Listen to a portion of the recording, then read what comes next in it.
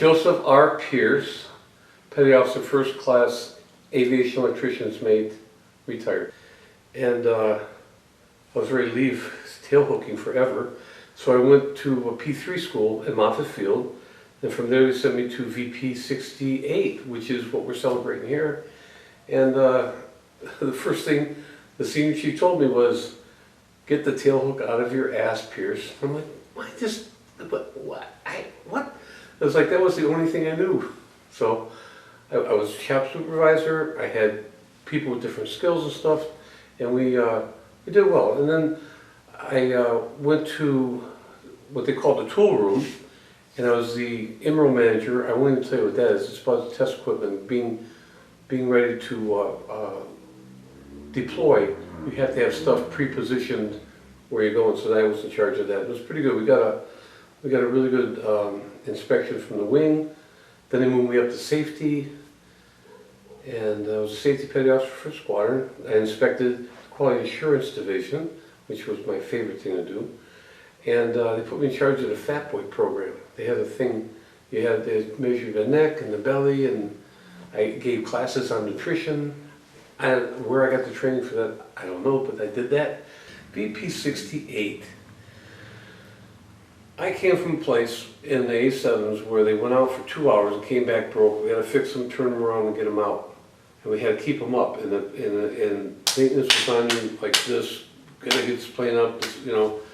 And anything electrical pretty much down the airplane. So we had a lot of pressure on us. So when I left there, there was no discrepancies on the board. All the planes were up. We had a 13 plane flyby. I get to VP 68. There's no up airplanes. In the APU, the auxiliary power units on the airplane that you used to start this thing and everything, most of those were down. I didn't even know what an APU was. So I go into the maintenance meeting, and they're not yelling at you, they're not telling you you gotta do all this, they're planning a picnic. And I'm like, you have down airplanes, you gonna have a picnic? But, you know, it was like mind-bending, to say the least, because I thought, you know, you gotta get rid of, they weren't even concerned about the airplanes that much. I was like, wow. And it wasn't because they weren't good at it, but they had reasons why they couldn't be up. It was usually parts. You know, we were the end of the supply chain as reserves. We get the, you know, and all the regular Navy squadrons are out there operating. So I don't think we were a priority. And but we got them up. We got the airplanes up. We flew. They're beautiful. I mean, they went out there for a long time. Yeah, I worked on everything from the engine, you know, the engines to the autopilot to the lights, everything. So that was cool. It was fun. It was a different, I mean, you really had to turn your brain around a little bit. VP 68 was anti-submarine warfare patrol, land-based P3s. And the job was to go out and do the same thing the helicopter did, except way further above, you know, they could fly 13 hours. The helicopter, an hour and a half, 2 hours max. So they could go out there and patrol and drop buoys everywhere. And they had mad gear too. I'm not sure how their mad gear worked. Ours was looked like a missile flying behind it on the helicopter, but theirs, you know, they had all that same stuff.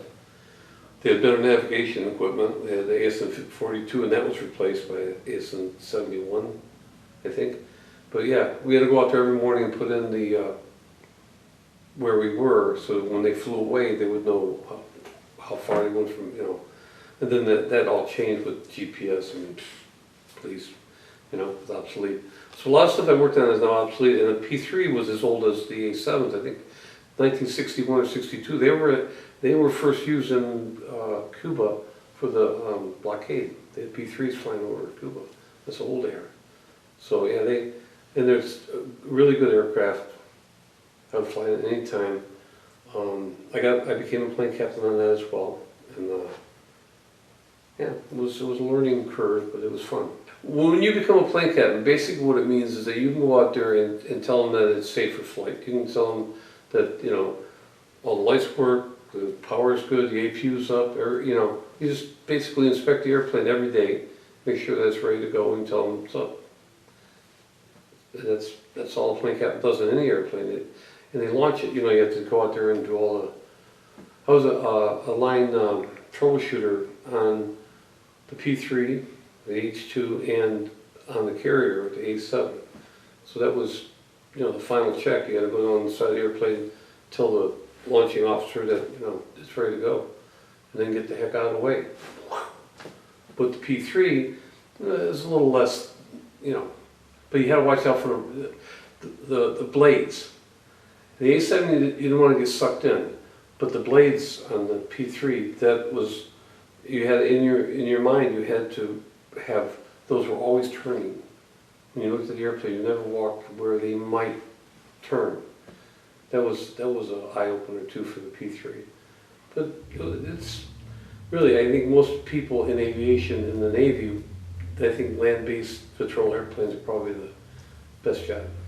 Well, I had been there before in the AIMD, so I knew a lot of people there. That's the other thing about the Navy. If you stay in like P3s or H2, you run into all the same people again, and that's how you make rank. I went to all the different places, so I wasn't going to make cheap. There's no way. I didn't know anybody in P3s when I got there. I didn't know anybody in attack when I got there. In AIMD, I went back to Lakehurst, but I wasn't in a helicopter squadron. Really, I was in a shop, so it was different. They call it Willie's Grave, and it was a lovely suburban place. My kid went to a very, very good school in Bucks County, Pennsylvania, really nice. And we lived at Warminster, is another air base that was there. The housing in Warminster is where we lived. We couldn't have, when I got out, I couldn't afford a place there. I went back home and went back to college and stuff. But yeah, we couldn't afford to live there. We weren't on housing. Very, very nice neighborhood, very nice place. The base had air shows every year. You sent your families away and you spent a 4-day weekend just selling hot dogs. I lost my voice every year, hawking hot dogs and beer. But it was nice, it was fun.